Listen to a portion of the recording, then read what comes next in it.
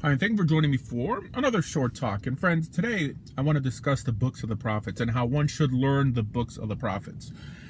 The books of the prophets were never meant to stand alone. In other words, Tanakh is really not Torah, Nevi'im, and then Ketuvim. No, it's Torah, Nevi'im, and Ketuvim. In other words, you cannot separate the two. Whenever you learn the books of the prophets, no matter what prophet it is, specifically major prophets, you're supposed to study the books of the prophets alongside its historical counterpart. In other words, if you're studying Isaiah, Jeremiah, you have to find it in Chronicles, in Judges, in Kings, in Samuel.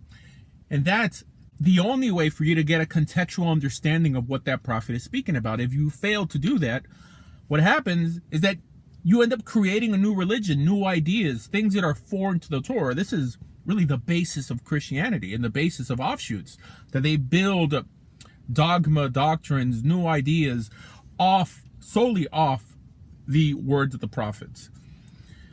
Which is why whenever I debate a Christian, I always tell them, let's start with the 5 books of Moses. If you cannot make your case within the 5 books of Moses, then you have no case to be made. In other words, you cannot build a religion off the books of the prophets. Why? Because the job of the prophet was only there to bring Israel back to Torah.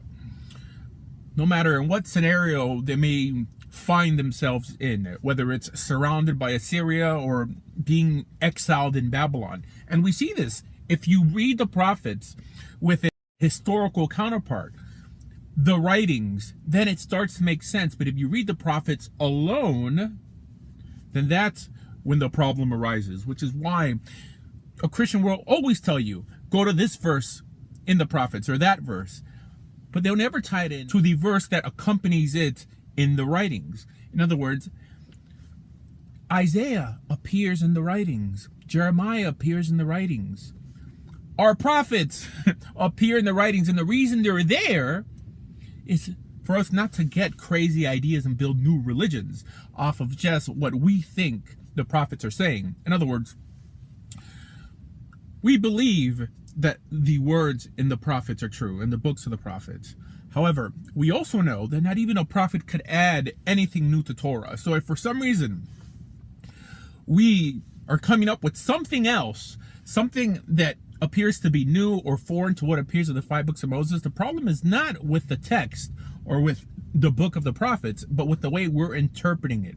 Which is why you have to study the books of the prophets always with its counterparts in the writings. For some reason, Christians don't enjoy studying the book of Chronicles, Kings, Judges, Samuel. Why not? Even Ezra and Nehemiah also includes prophets there that have their own book, like Zechariah and Haggai. Why don't Christians like studying the books of the writings? Because once you realize that these prophets, right, everything they're saying in their books of the prophets is contextually taking place in the books of the writings, the historical account of Israel, then they know that they don't have a leg to stand on. In other words, in the books of the prophets, all those prophecies have a contextual setting that's being lost if you only read the prophecy and don't understand who it's being spoken to and at what time. Friends, consider that just a tip. For more information, friends, on everything Jewish, please visit bejewish.org. Thank you.